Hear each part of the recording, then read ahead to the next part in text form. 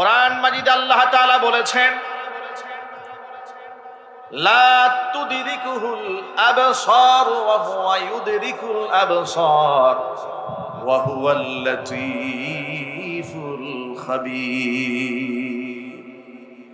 পৃথিবীতে যত চোখ আছে আর চোখের যত লেন্স আছে, দৃষ্টি শক্তি আছে, সমস্ত দৃষ্টি শক্তি একত্রিত করেও আমি আল্লাহ পাক এত মহান, এত বড়, তাদের দৃষ্টি সীমানার ভিতরে আমি আল্লাহকে তারা ধারণ করতে সক্ষম হবে না।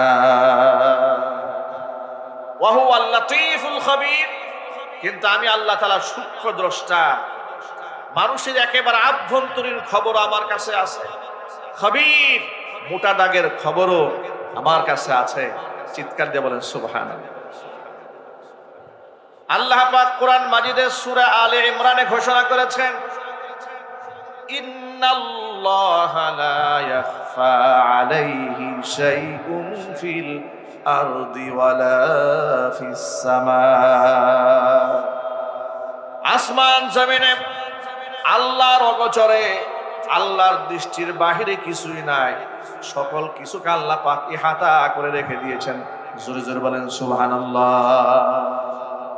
আল্লাহ পাককে দেখা সম্ভব হবে না পৃথিবী থেকে। নবী মূসা কালিমুল্লাহ আল্লাহর কাছে আবদার জানিয়েছিলেন। ইতিহাস সকলের জানা, তুর পর্বতে তিনি যেতেন, রবের সাথে কথোপকথন করতেন, আল্লাহর সাথে কথা বলার নিয়ামত তাকে দান করেছিলেন। এই জন্য তার উপাধি হচ্ছে কালিমুল্লাহ, আল্লাহর সাথে কথোপকথনকারী।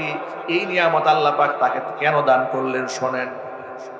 ছোট্টবেলায় ফেরাউন নবী মূসাকে অগ্নি পরীক্ষার মধ্যে ফেলে দিয়েছিল।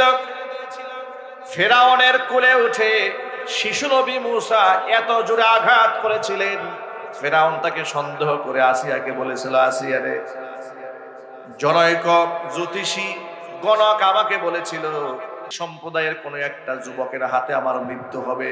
আমার তো এই ছোট্ট নাবালেক বাচ্চা দেখে সন্দেহ হয়, না জানি আমার দুশ্মন এই ছেলেটাই নাকি হয়ে যায়।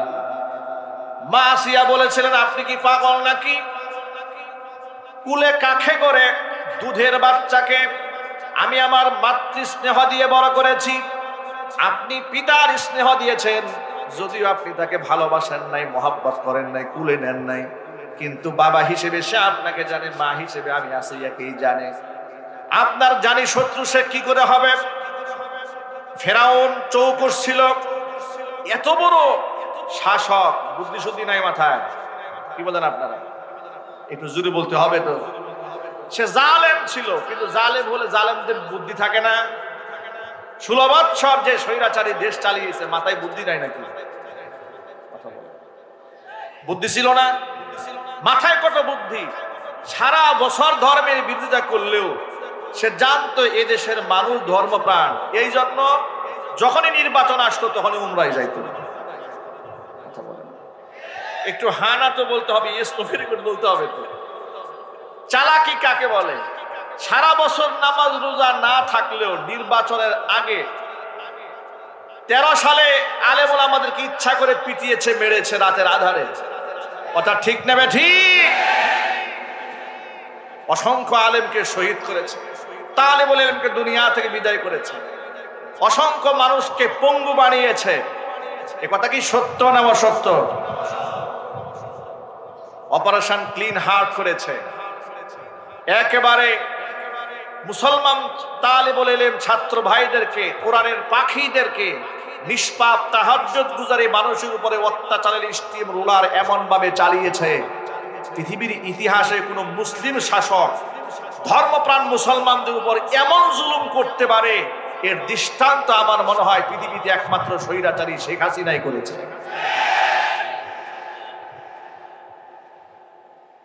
13 সালে একদিক থেকে নাটকীয় কায়দা আলেমদেরকে হত্যা করলো, জবাই করলো, খুন করলো, আবার নির্বাচনের আগ মুহূর্তে ওই সমস্ত আলেমদের স্বীকৃতি হাসিল করার জন্য কওমি সনদের স্বীকৃতি দিয়া হুজুরদেরকে ঠান্ডা বানায়া দিল। কথা ঠিক কিনা জোরে বলেন?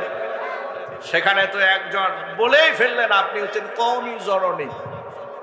মনে রাখবেন, আজকে একটা কথার ভুল আপনাদেরকে ভাঙায় দেই। এই কওমি অঙ্গন থেকে একজন ব্যক্তি কওমি জননী আখ্যা দিয়েছিল বলে বাংলাদেশের অনেক ইসলামপন্থী লোকেরা আমাদেরকে টিটকারি মারে, আমাদেরকে উপহাস করে বলে, কেন আপনারাই না কওমি জননী বানিয়েছিলেন। মনে রাখবেন, যিনি কওমি জননী বানিয়েছেন এই দায়ভার পুরা কওম কেন গ্রহণ করতে যাবেন? এটা একান্ত তিনি তার নিজস্ব পলিসিতে তাকে কওমি জননী উপহার দিয়েছিলেন, উপাধি দিয়ে তিনি বাইতুল মুকাররমের মিম্বারটা দখল করেছিলেন। কথা ঠিক নেবে ঠিক? এই দায়ভার একমাত্র তাকেই বহন করতে হবে। এদেশের কওমি উলামারা এই শহীদাচের আমলে অনেক মাজলুম হয়েছে। কথা ঠিক নেবে যদি বলেন? আমি কেন কথাটা বললাম যে ওর মাথায় বুদ্ধি আছে না বুদ্ধি নাই? আওয়াজ দিয়ে বল, বুদ্ধি নাই। কত বুদ্ধি দেখেন, যখন কওমি আলেমদেরকে হত্যা করে জেলখানায় নিয়ে যায়, জরিমানা করে, বছরের পর বছর আয়না ঘরে আটকায় রাখে, তখন আবার আলিয়াপন্থী আলেমরা যেন নাখোশ না হয়ে যায়, তাদেরকে বুঝায় এরা হচ্ছে কওমি, তোমরা তো আলিয়ার লোক, অতএব ওদেরকে মারি, তোমাদেরকে তো সরকারি ফ্যাসিলিটিস দিচ্ছি, তোমরা কথা বলবো না, চুপ হয়ে যাও। আবার যখন আলিয়াপন্থী আলেমদেরকে জেল খাটায়, জরিমানা করায়, কওমি পন্থী কিছু দরবারি মৌলবি আছে, সেগুলাকে শেখ হাসিনা ওড়নার নিচে ডেকে নেয়, মন্ত্রী বাহাদুরদের মাধ্যমে দাওয়াত খাওয়ায়, আপ্যায়নের ব্যবস্থা করে, আর বলে জামাতের আলেমদেরকে ধরা হয়েছে, ওদের তো আকীদাই ঠিক নাই, ওদেরকে জেল দিলে, ফাঁসি দিলে আপনার তো কথা বলার কোনো দরকার নাই, আপনার সাথে তো আমার খুব ভালো সম্পর্ক। কথা ঠিক কিনা যদি বলে? যার দরুন কখনো কখনো কওমি পন্থী কিছু আলেমদেরকে নিজের পক্ষে রেখেছে, বাকি আলেমদেরকে নির্যাতন করেছে, আবার কখনো কখনো আলিয়াওয়ালাদেরকে নির্যাতন করেছে, কওমি কিছু আলেমদেরকে পক্ষে রেখেছে। এইভাবে উভয় পক্ষের পক্ষ থেকে কিছু দালাল মৌলবী, দরবারি মৌলবী সাথে রেখে বাকি আলেমদেরকে নির্যাতনের স্টিম রুলার চালিয়েছে। এটা তার মাথায় বুদ্ধি আছে বিদায় করেছে। কথা ঠিক কিনা বলেন? স্বৈরাচারী জালেম যারা হয় ওদের মাথায় বুদ্ধি থাকে, যদিও সেটা শয়তানি বুদ্ধি, ঠিক কিনা? তো ফিরআউনের মাথায় বুদ্ধি আছে না? ফিরআউনের মাথায় বুদ্ধি আছে, বুঝে ফেলেছে ছোট্ট মুসা ফুলে উঠে এত জোরে আঘাত করেছে, এত জোরে থাপ্পড় মেরেছে, সে বুঝে ফেলেছে এটা তো আমার সেই দুশ্মন, যে দুশ্মনের কথা জনৈক জ্যোতিষী বলেছে। আসিয়াকে বলল, আসিয়া আমি তলোয়ার দিয়ে বাচ্চাটাকে মেরে ফেলবো, আমার সন্দেহ হয় বনি ইসরাইল যেই সন্তানের হাতে আমার মৃত্যু হবে, আমার মনে হয় এটাই সেই দুশ্মন হবে। আসিয়া বলল, না, এটা আপনার ভুল। ছোট্ট মানুষ কুলে কাকে ওঠার সময় কখনো আমাদের চুল ধরে টান দেয়, গালে থাপ্পড় দেয়, এটা তো এত আঘাত পাওয়ার কিছু নাই, মাইন্ড করার কিছু নাই। ফিরআউন বলে, না, এত ছোট বাচ্চা এত জোরে আঘাত দেয় এটা আমার বুঝে আসে না, কারণ থাপ্পড়টা এমন ভাবে দিয়েছে ফিরআউনকে বাপ ডাকায় ছেড়ে দিয়েছে। জোরে বলেন সুবহানাল্লাহ। ফিরআউন তখন আসিয়াকে বলল, আসিয়া রে, আমি এই বাচ্চার পরীক্ষা নিতে চাই। তুমি বলেছ না বুঝে দিয়েছে, আমি বললাম বুঝে দিয়েছে। আসিয়া বলে, না বুঝে দিয়েছে। ফিরআউন বলে বুঝে থাপ্পড় দিয়েছে। এবার ফিরআউন বলে, তাহলে তাকে পরীক্ষা উত্তীর্ণ হতে হবে, আমি এই বাচ্চাকে পরীক্ষা নিতে চাই। আসিয়া বলল, আপনি কি পরীক্ষা নেবেন? ফিরআউন বলল, আমি এই বাচ্চাকে অগ্নি পরীক্ষায় উত্তীর্ণ হয় কিনা আমি দেখতে চাই। এক পাশে স্বর্ণ রেখেছে, আরেক পাশে আগুন রেখেছে, আগুনের কয়লা রেখেছে। এরপরে শিশু মুসাকে ছেড়ে দিয়েছে। আসিয়া আলাইহাস সালাতুস সালাম চিৎকার করে স্বামীকে ডেকে বলছেন, আপনি এত বড় জালেম, একটা শিশু বাচ্চাকে আপনি অগ্নি পরীক্ষা করেন, যদি সে আগুনটা ধরে ফেলে, সে ক্ষতিগ্রস্ত হয়ে যায়, এরা এবার কে গ্রহণ করবে? ফিরআউন বলছে, না, আমার স্পষ্ট মনে হয় এই বাচ্চা ভালো মন্দ সব বুঝে, আমি ওকে আগুনের পরীক্ষা নিতে চাই। এক পাশে রেখেছে আগুন, আরেক পাশে রেখেছে স্বর্ণ। এবার শিশু মুসাকে ছেড়ে দিয়েছে। শিশু নবী মুসা আলাইহিস সালাতু ওয়াস সালাম রওনা হয়েছেন স্বর্ণের দিকে। কারণ জন্মগতভাবেই নবীদেরকে আল্লাহ পাক জ্ঞান দান করেন। জোরে কোন সুবহানাল্লাহ। আগুন না ধরে স্বর্ণ যখন ধরতে যাবেন, আল্লাহর পক্ষ থেকে জিবরাইল আলাইহিস সালাতু ওয়াস সালাম মুসার হাতটাকে স্বর্ণ থেকে সরাই দিয়া আগুনের মধ্যে ধরিয়ে দিয়েছে। শিশু নবী মুসা আগুনের সেই লেলিহান ছোট্ট কয়লার টুকরাটা জ্বলন্ত অগ্নিকুণ্ড, সেটা মুখের মধ্যে বাচ্চাদের স্বভাবজাত অনুযায়ী দিয়ে ফেলে। দেওয়া মাত্র গলার ভিতর থেকে আলা জিহ্বাটা পুড়ে যায়। এবার আসিয়া চিৎকার করে কান্নায় ভেঙে পড়েন, আপনি আমার কলিজার টুকরা সন্তানকে এত বড় কঠিন শাস্তি দিয়েছেন, আপনি বড় বড্ড জালেম, আপনি তার উপর অন্যায় করেছেন। ফিরআউন কিছু সময়ের জন্য আশ্বস্ত হলো যে আসলে আমার একটু ভুল হয়ে গেছে, কিন্তু এটাই ছিল আল্লাহ পাকের মহা পরিকল্পনা। আল্লাহ রাব্বুল আলামিন শিশু নবী মুসার শিশুকালে অগ্নি পরীক্ষা দেওয়ার কারণে এই যে আলা জিহ্বা পুড়ে গেল, কথা বলতে তার কষ্ট হতো, বড় হওয়ার পরে কণ্ঠের মধ্যে একটা জড়তা হয়ে গিয়েছিল। এই জন্য আল্লাহর কাছে তিনি দোয়া করে বলে দিয়েছিলেন, রব্বি শরহ লি সদরি ওয়া ইয়াসসির লি আমরি ওয়াহলুল উকদাতাম মিন লিসানি ইয়াফকাহু কওলি। রব্বি শরহ লি সদরি, আয় আল্লাহ তাআলা তুমি আমার বক্ষকে উন্মোচন করে দাও, প্রশস্ত বানিয়ে দাও। ওয়া ইয়াসসির লি আমরি, নবুয়তের যে গুরু দায়িত্ব তুমি আমাকে দান করেছো, সে দায়িত্ব পালন করে আমার জন্য সহজ বানিয়ে দাও।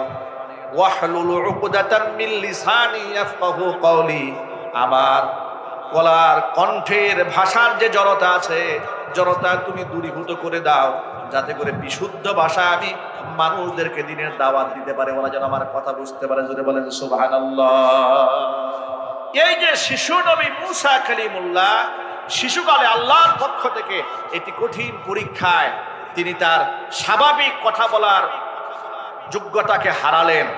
এটা আল্লাহ পাকের হিকমা এর মধ্যে আছে না নাই? আল্লাহর প্রজ্ঞা এর মধ্যে আছে না নাই? আল্লাহ পাক নবী মুসা কালিমুল্লাহকে এমন একটা পুরস্কার দিলেন যে নবী মুসা, পৃথিবীর কোন নবীর সাথে আমি আল্লাহ তাআলা সরাসরি কথোপকথন করিনি। পৃথিবীতে আমি যা করেছি ওহীর মারফত কথাবার্তা হয়েছে, কিন্তু তুমি নবী মুসার সাথে ফেরেশতার যুগ সাদর সারা সরাসরি তোমার সাথে আমার কথা হবে। একটু সুবহানাল্লাহ জোরে বলা যাবে না ভাই?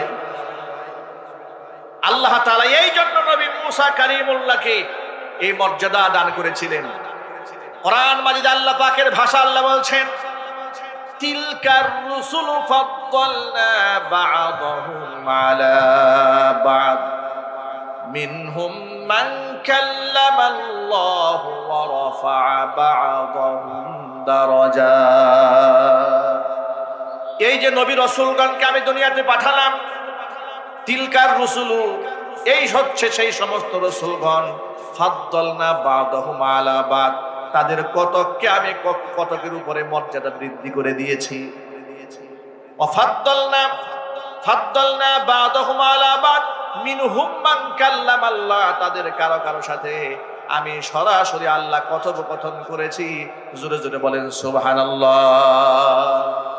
নবী মুসা কালিমুল্লাহর সাথে কে কথা বলেছেন? এটা আল্লাহর নামটা একটু জোরে বলেন তো ভাই সকলে, কে কথা বলেছেন? আল্লাহ পাক নবী মুসা কালিমুল্লাহর সাথে সরাসরি কথোপকথন করেছেন। আর এই যে মর্যাদা আল্লাহ পাক তাকে দিলেন, কারণ শিশুকালে তার উপর দিয়ে আল্লাহ পাক একটা অগ্নি পরীক্ষা নিয়েছিলেন, যে অগ্নি পরীক্ষার কারণে তিনি স্বাভাবিক কথা বলার যোগ্যতা হারিয়েছিলেন, বিনিময়ে আল্লাহ পাক তাকে এই মর্যাদায় উন্নীত করেছিলেন। সুবহানাল্লাহ। পৃথিবীর সমস্ত আম্বিয়া আলাইহিমুস সালাতু ওয়াস সালাম বেগুনা মাসুম, তাদেরকে আল্লাহ পাক উন্নত চরিত্র দান করেছিলেন।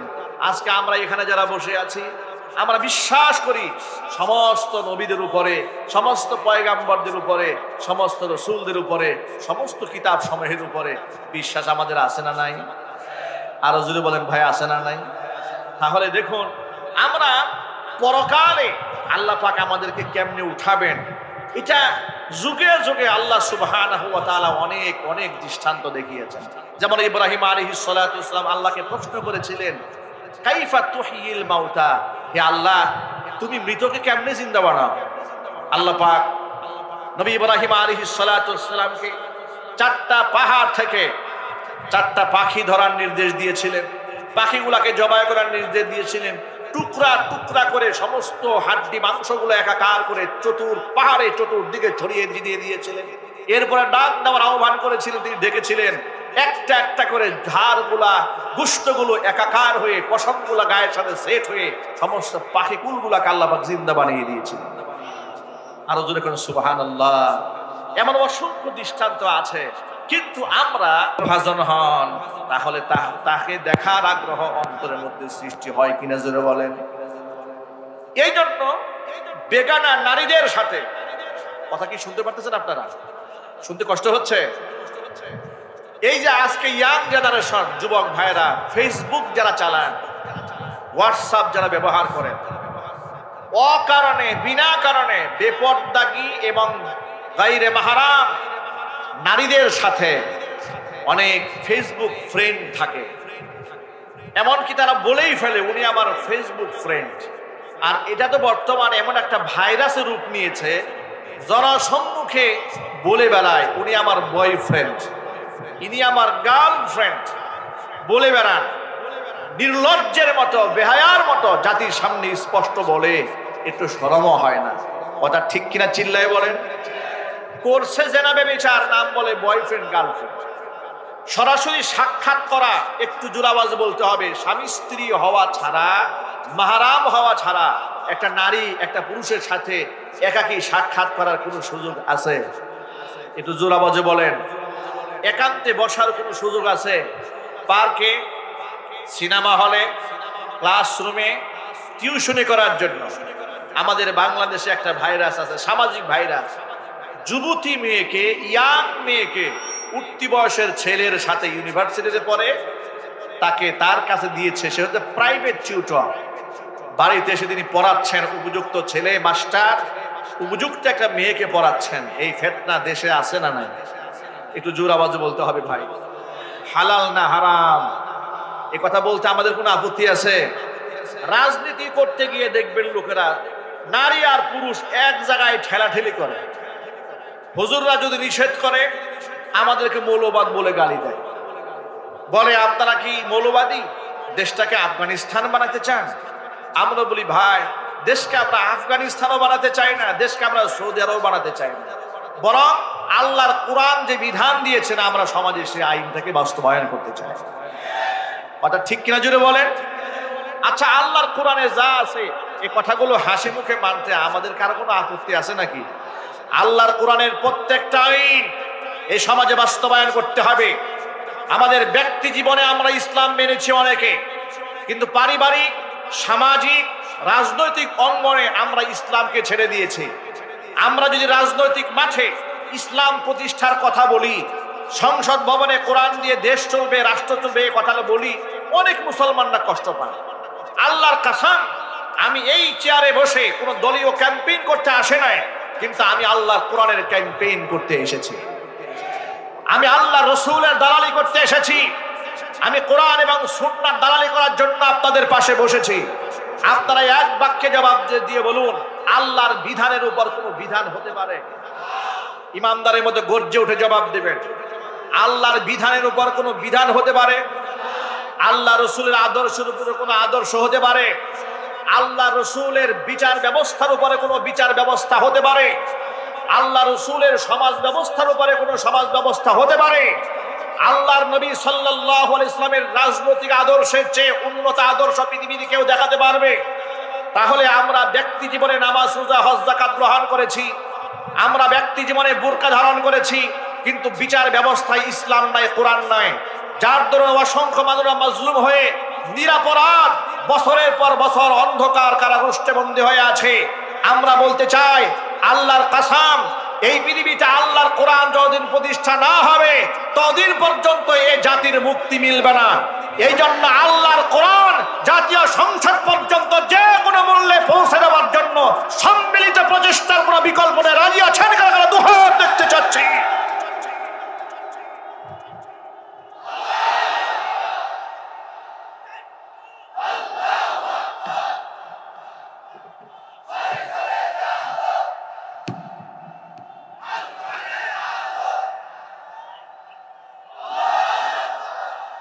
আমার প্রিয় ভাইরা, রাজনৈতিক স্বার্থে ধর্মকে জলাঞ্জলি দেওয়া যাবে না, ঠিক কিনা বলো? একটু জোর আওয়াজে বলেন। আচ্ছা, আপনাদের কাছে আমার ছোট্ট একটা প্রশ্ন, আগে কি আমার রাজনৈতিক দলীয় পরিচয় নাকি ধর্মের পরিচয়? আমার ধর্মের পরিচয় বড় নাকি রাজনৈতিক পরিচয় বড়? ধর্মের পরিচয় বড়। কার কার কাছে আমি দুহাত দেখতে চাচ্ছি। ধর্মের পরিচয় সবার আগে। আল্লাহকে দেখান, আল্লাহ যেন হাতগুলো কবুল করেন। জোরে কোন আমিন। হাত নামান, হাত নামান। এখন ধর্মের পরিচয় যদি আগে থাকে, দলীয় পরিচয় যদি পরে থাকে, তাহলে দল মেনটেন করতে গিয়া কেন আপনি ধর্মকে ছোট করেন? আজকে আমাদের সমাজের কিছু বড় বড় নেতা ধর্মকে এমন ভাবে খাটো করে। কয়েকদিন আগে দেখেছি গোটা বাংলাদেশে বিভিন্ন রাজনৈতিক নেতৃবৃন্দরা পূজা উপলক্ষে হিন্দুদেরকে শুভেচ্ছা দেওয়া শুরু করে দিয়েছে। এ কি ট্র্যাডিশন চালু হয়েছে আমার বুঝে আসে না। ইসলামী আন্দোলন করে মাথায় টুপি দিয়া পূজা মণ্ডপে গিয়ে বসে আছে, কথা নাই। একটু বাস্তবতা বলতে হবে, আছে না নাই? আমি সবার কথাই বলি, বেইনসাফ করে কথা বলা যাবে না। বলে ইসলাম কায়েম করতে চায়, হিন্দুদের পূজা মণ্ডপে গিয়া উনি নৃত্য প্রদর্শন করছেন। নর্তকীদের শুধু নাচ গান দেখছে না, আবার পূজার মালা গলায় বহন করে বসে আছে। যে ব্যক্তি পূজার মালা বহন করে বলে আমি দেশে ইসলাম কায়েম করবো, আল্লাহর কসম ওর মতো মুনাফিক এদেশে একটাও নাই। কথা ঠিক কিনা চিল্লাই বলেন।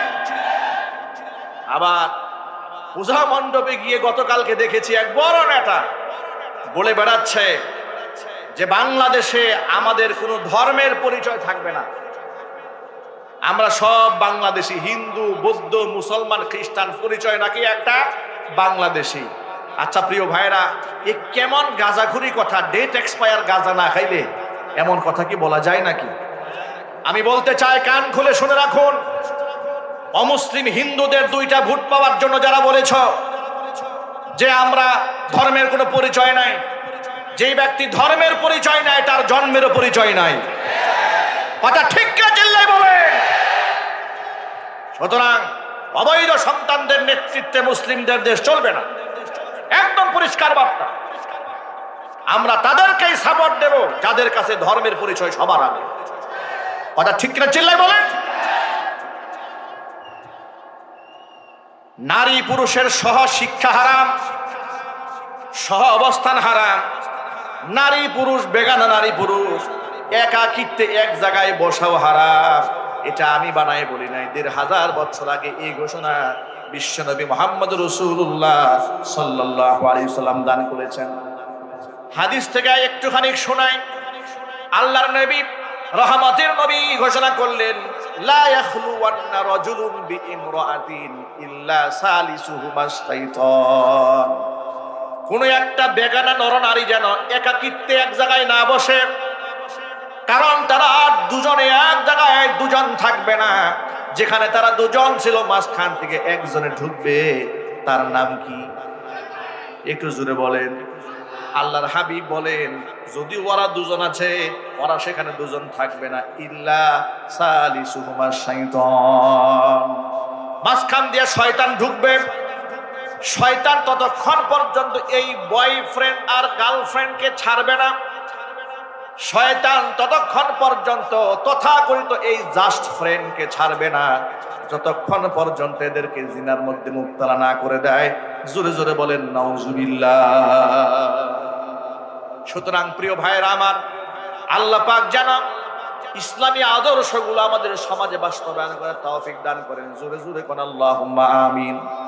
যে কথা বলতে গিয়ে এত লম্বা কথা বললাম, সেটা হলো যে সমস্ত যুবকেরা ফেসবুক চালায়, হোয়াটসঅ্যাপ চালান, ভাইবার চালান, ইমো চালান, বেগানা নারীদের সাথে কথোপকথনের একটা বাজে অভ্যাস যুবকদের আছে না নাই? যুবতীদের আছে না নাই? মাইকের আওয়াজ বাহিরে যাচ্ছে, আমি আমার মা বোনদের বলবো, বাবা ও মা বোনেরা আমার, আপনি কার সাথে কথা বলছেন? আপনি ইসলামী আদর্শ ছেড়ে দিয়া কোন পথে রওনা হয়েছেন? পশ্চিমাদের পথে রওনা হয়েছেন। আল্লাহর কসম, নারী স্বাধীনতা, নারী অগ্রগতি, নারীর উন্নতির নামে ওরা এই পৃথিবীতে দুনিয়ার অনেক চাকচিক্য পেয়েছে, কিন্তু এই দুনিয়ার মধ্যে নারীরা সম্মানিত হয় নাই। ওরা সব জায়গায় বেইজ্জত হয়েছে, এরা অফিসে লাঞ্ছিত হয়েছে, ইউনিভার্সিটি লাঞ্ছিত হয়েছে, এরা দোকানপাটে লাঞ্ছিত হয়েছে, পর পুরুষের সাথে যেখানে সহাবস্থান করে চাকরি করতে গেছে বস দ্বারা নির্যাতিত হয়েছে, সহকর্মী দ্বারা নির্যাতিত হয়েছে, সহপাঠী দ্বারা নির্যাতিত হয়েছে। এমনকি এই সমাজের মধ্যে তথাকথিত সুশীলরা বলে শিক্ষক হচ্ছে পিতারও সমতুল্য, পিতৃ সমতুল্য। শিক্ষক দ্বারা অসংখ্য ছাত্রী বাংলার মাটিতে ধর্ষিত হয়েছে। কথা ঠিক না ঠিক যদি বলে? কয়েকদিন আগে পত্রিকার পাতায় পেয়েছি, শিক্ষক তার ছাত্রীকে ভিডিও কলে ফোন দিয়েছে। কেন? মেসেজ করেছে যে সে কতটুকু বড় হয়েছে এটা নাকি তার খুব দেখতে মনে চায়। নাউজুবিল্লাহ পড়েন। পত্র পত্রিকায় এসেছে উনি কোন ড্রেস পরেছে এটা শিক্ষকের খুব দেখতে মনে চাচ্ছে। নাউজুবিল্লাহি মিন যালিক। এই ধরনের শিক্ষক বাংলাদেশে আছে না নাই? অসংখ্য লম্পট এবং বদমাশে গোটা শিক্ষা প্রতিষ্ঠানগুলো ভরে গেছে। আমরা তো এত ওয়াজ নসিহত করে জাতিকে সামাল দিতে পারি না। উচিত ছিল প্রত্যেকটা স্কুল কলেজ বিশ্ববিদ্যালয়ে প্রতিটা ক্লাসে একজন করে ধর্মীয় টিচার নিয়োগ দেওয়া। ঠিক না ঠিক জোরে বলে? বিশেষ করে প্রাইমারি স্কুলে আমাদের ধর্মীয় শিক্ষক নিয়োগ দেওয়ার খুব প্রয়োজন। এমনকি আমাদের প্রাইমারি লেভেলে যে সমস্ত শিক্ষকরা আছে তারা এটা সরকারের কাছে আবেদনও জানিয়েছে। বাংলাদেশে আপনি শুনে অবাক হবেন, এমন অসংখ্য প্রাইমারি স্কুল আছে যে প্রাইমারি স্কুলে হিন্দু টিচাররা মুসলিম বাচ্চাদেরকে ধর্ম শেখাচ্ছে। নাউজুবিল্লাহ পড়ে। মানে পর্যাপ্ত মুসলিম টিচার পর্যন্ত নাই।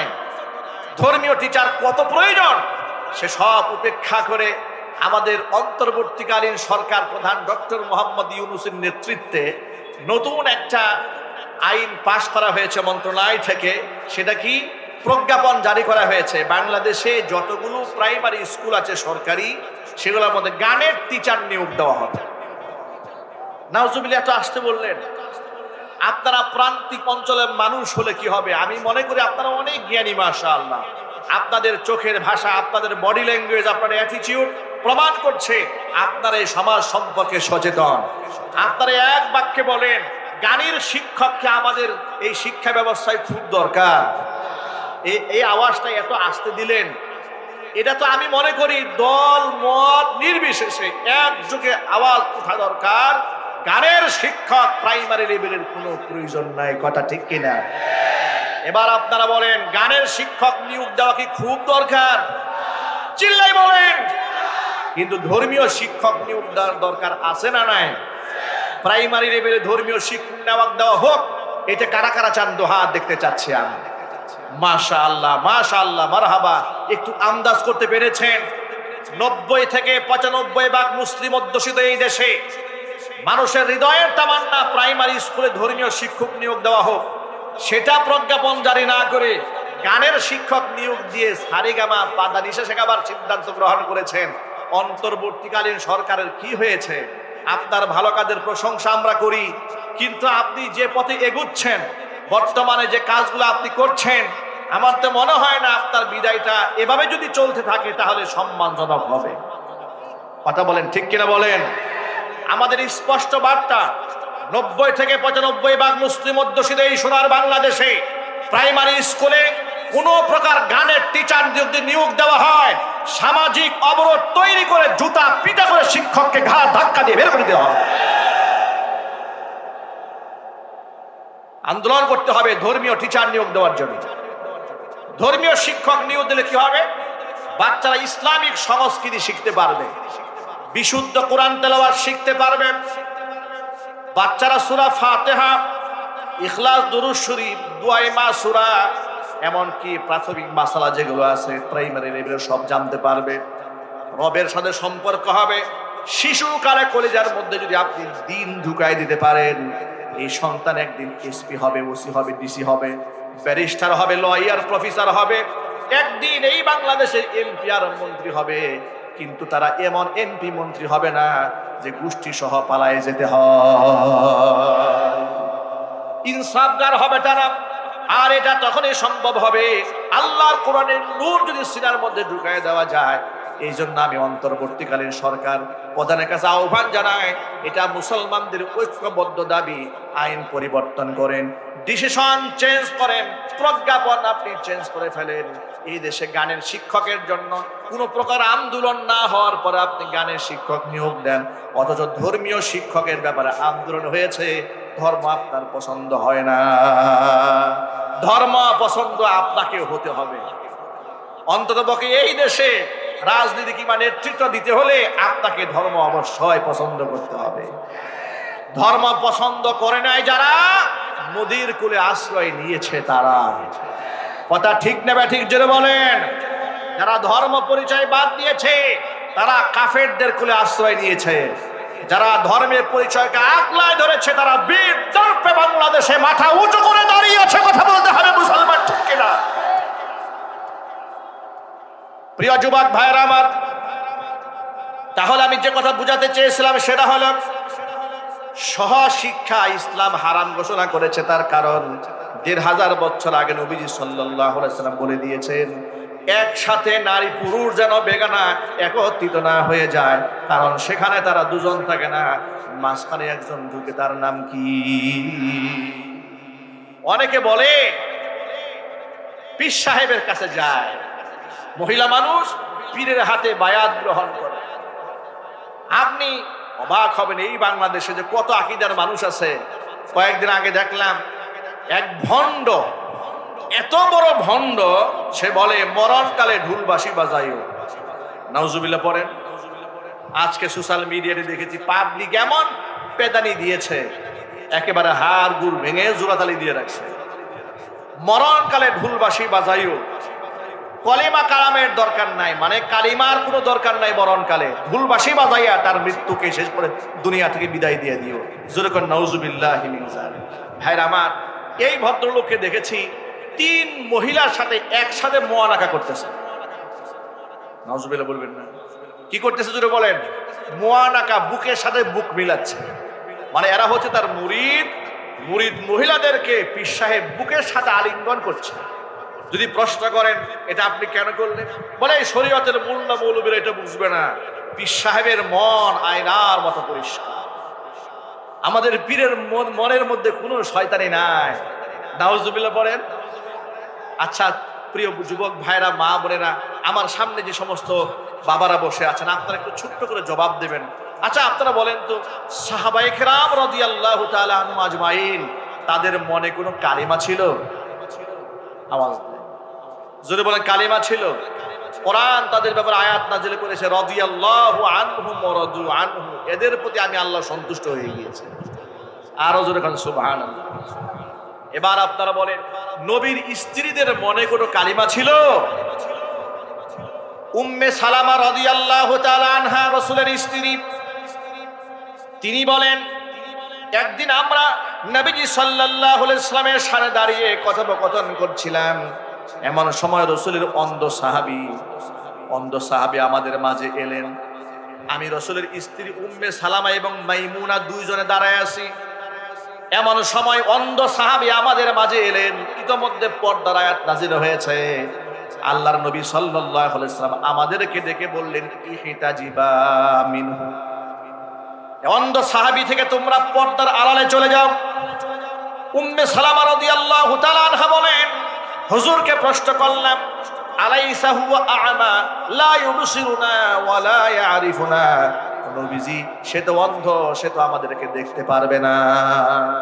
আল্লাহর নবী আমাদেরকে জবাব দিয়ে বললেন, আফা আমিয়া ওয়ানি আনতুমা আলাস্তুমা তুবসিরানি, সে তো অন্ধ, তোমাদেরকে দেখতে পারবে না, তোমরা দুইজন কি অন্ধ নাকি? সুবহানাল্লাহ কোন, আল্লাহু আকবার বলেন। আচ্ছা আপনারা বলেন, এই অন্ধ সাহাবীকে দেখলে নবীর স্ত্রীদের মনে খারাপ কিছু আসার কি সম্ভাবনা আছে নাকি? আরো জোরে বলেন। যেখানে খারাপ কিছু আসার সম্ভাবনা নাই টোটালি, সেখানে রাসূল বলছেন, আফা আমিয়া ওয়ানি আনতুমা আলাস্তুমা তুবসিরানি, দুজন কি অন্ধ নাকি? তোমরা কি দেখবে না তাকে? আড়ালে চলে যাও।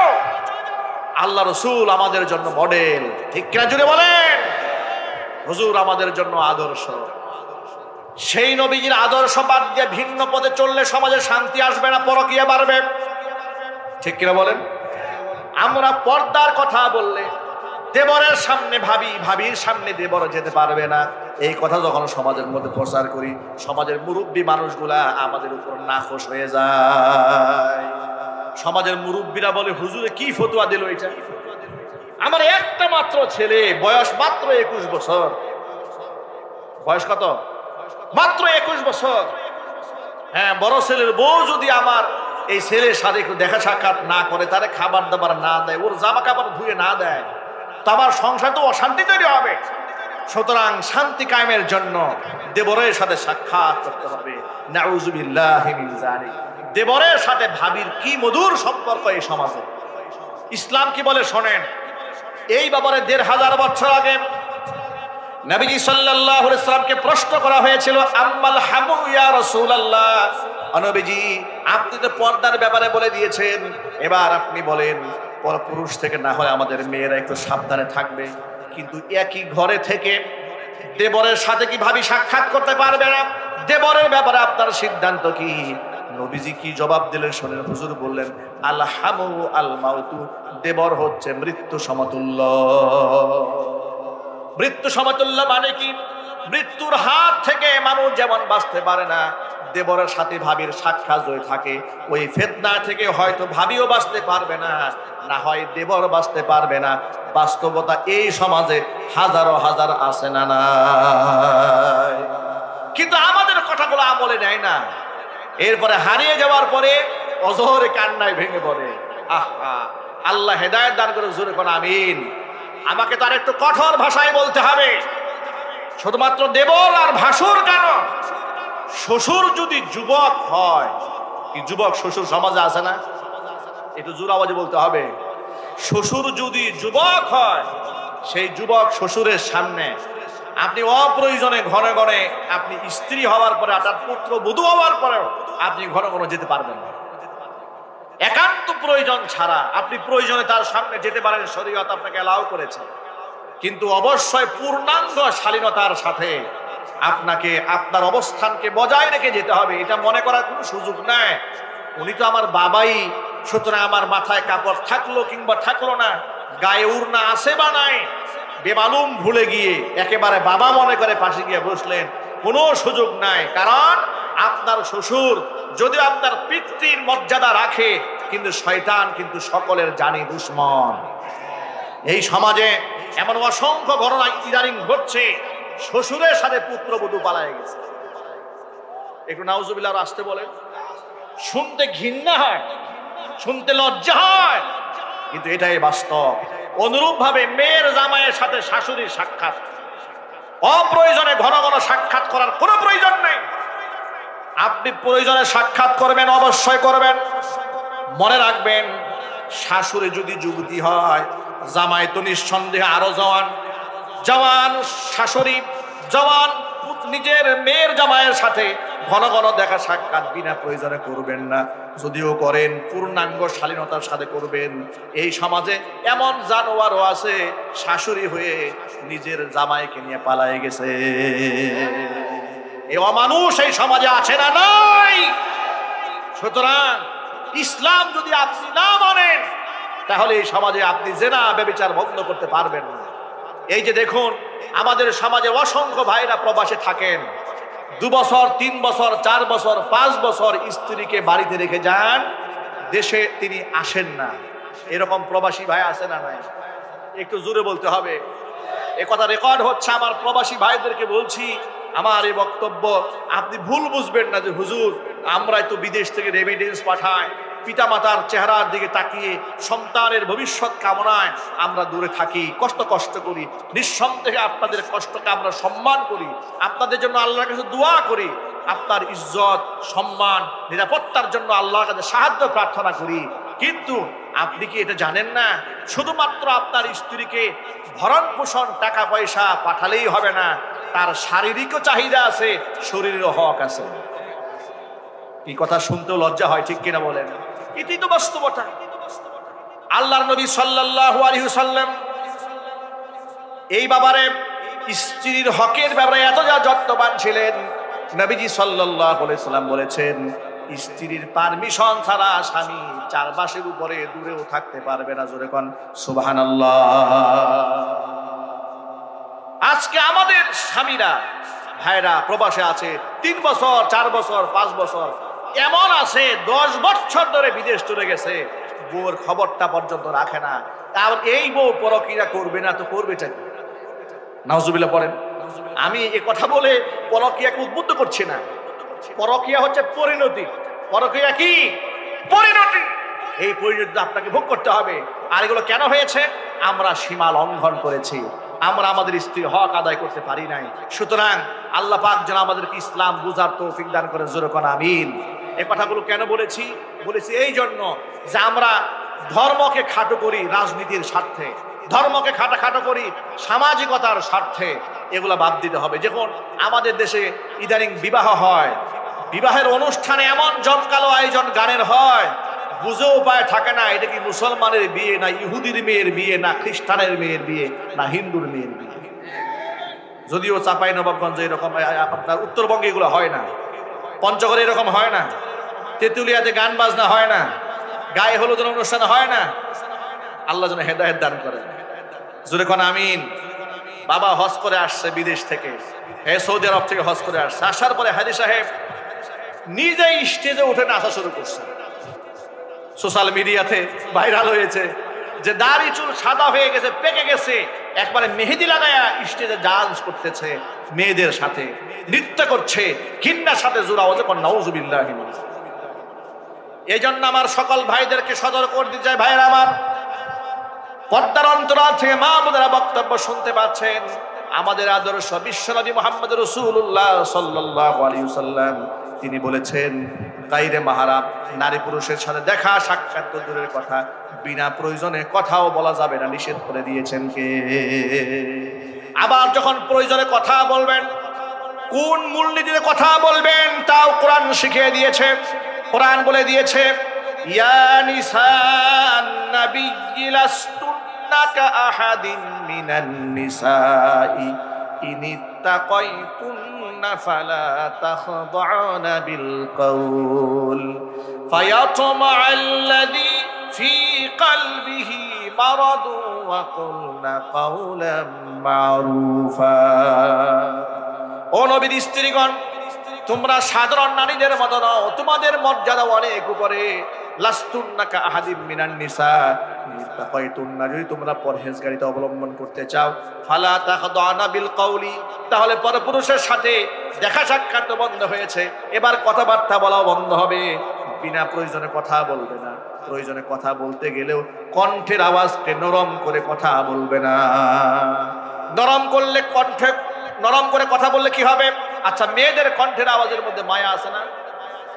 যদি বলেন আকর্ষণ আছে না? আছে।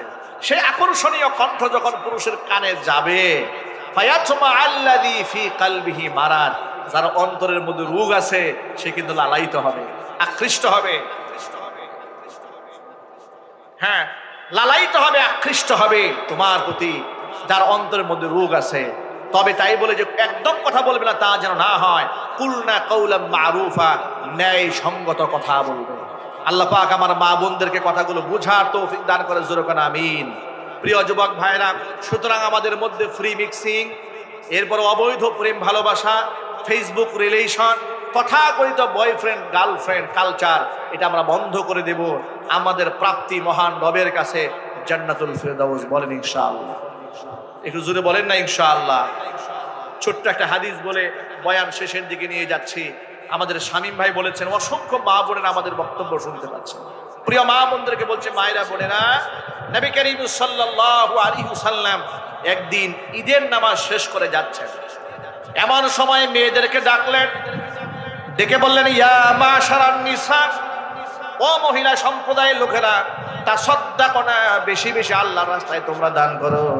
ফাইন্নী উরিতুকুন্না আকসারা আহলিন নার, আমাকে দেখানো হয়েছে অবশ্যই তোমরা জাহান্নামে তোমাদের সংখ্যা বেশি। নারীদের সংখ্যা জাহান্নামে কম না বেশি?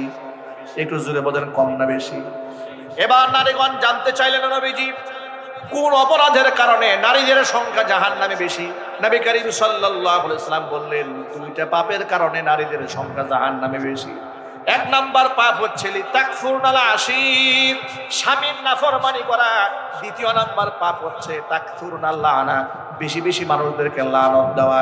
আমাদের মা বোনদের এত বাজে অভ্যাস, 10 বছর সংসার করেছে, 12 বছর 20 বছর 15 বছর সংসার করার পরে একদিন যদি ঝগড়া হয় একেবারে মুখের উপর বলে দেয় 20 বছরে তোমার সংসার। যে কত বড় অন্যায়, কত বড় পাপ, এটা আমার মা বোনরা হর হামেশা করেন।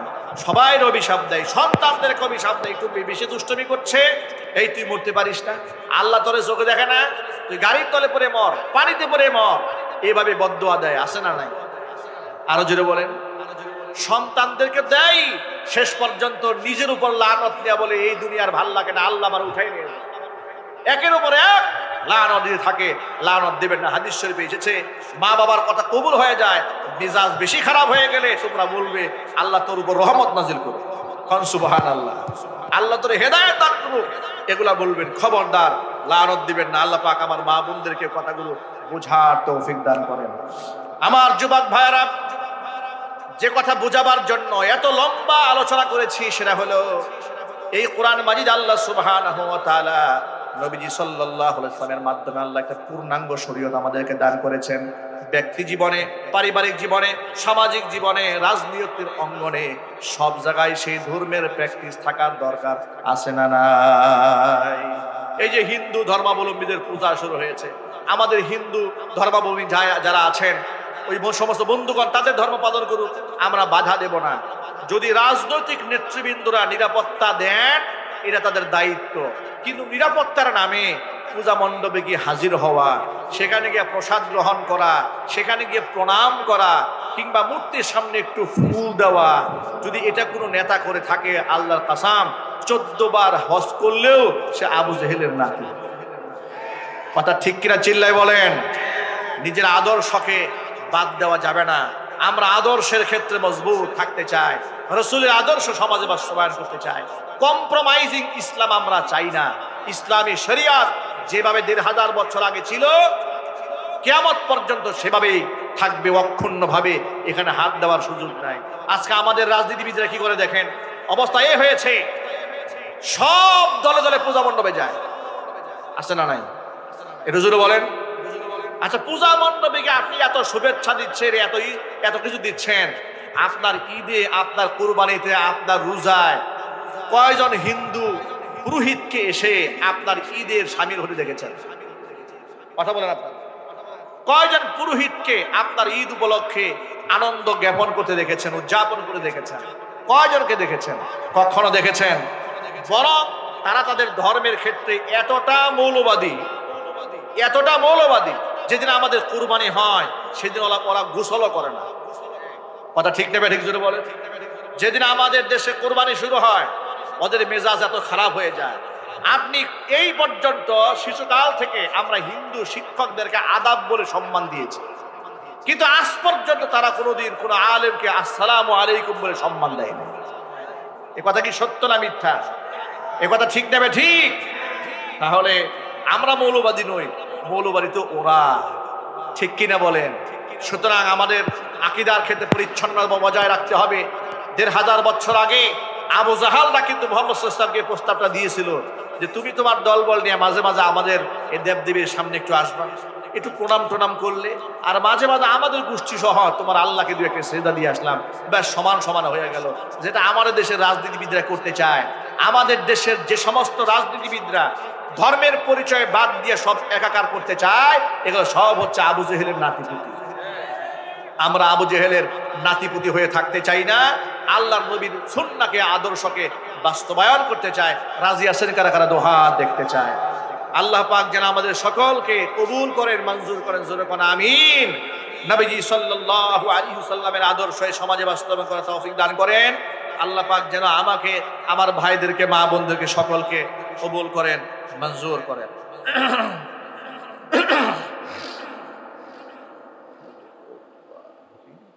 ইসলামী সঙ্গীত শুনতে সমাজ আগ্রহ। আজান সুবহানাল্লাহ। এই গভীর রাতে কোন ওয়াক্তের আযান? আল্লাহু আকবার, আল্লাহু আকবার, আল্লাহু আকবার,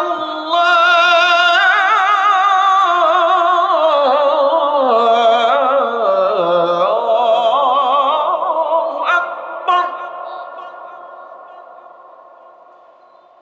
আশহাদু আল্লা ইলাহা ইল্লাল্লাহ,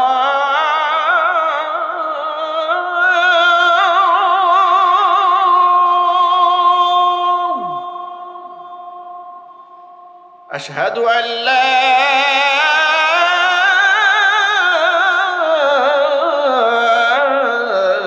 ইলাহা ইল্লাল্লাহ,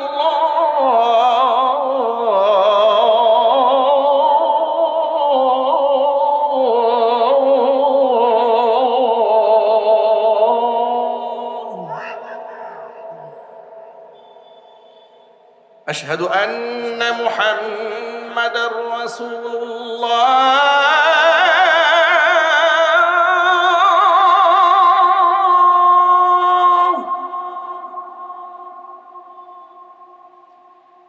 আশহাদু আন্না মুহাম্মাদার রাসূলুল্লাহ।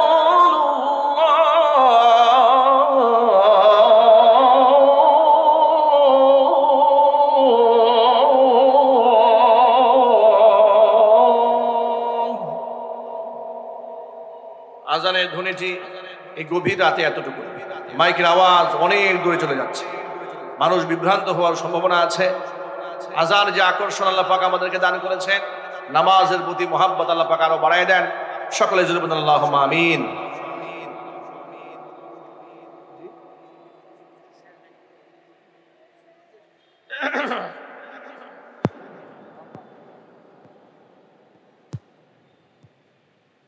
তুমি কত সুন্দর,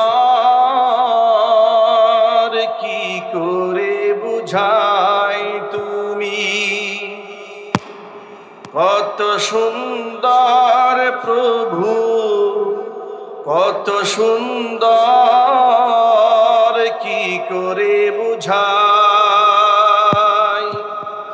কোন ভাষা পাই না খুঁজে, তোমার তুলনা তুমি নিজে, তোমার তুলনা তুমি নিজে। তুমি কত সুন্দর, কি করে বুঝার, কি করে বুঝাই। তুমি কত সুন্দর, কি করে বুঝাই। কোন ভাষা পাই না খুঁজে, তোমার তুলনা তুমি নিজে, তোমার তুলনা তুমি নিজে, তোমার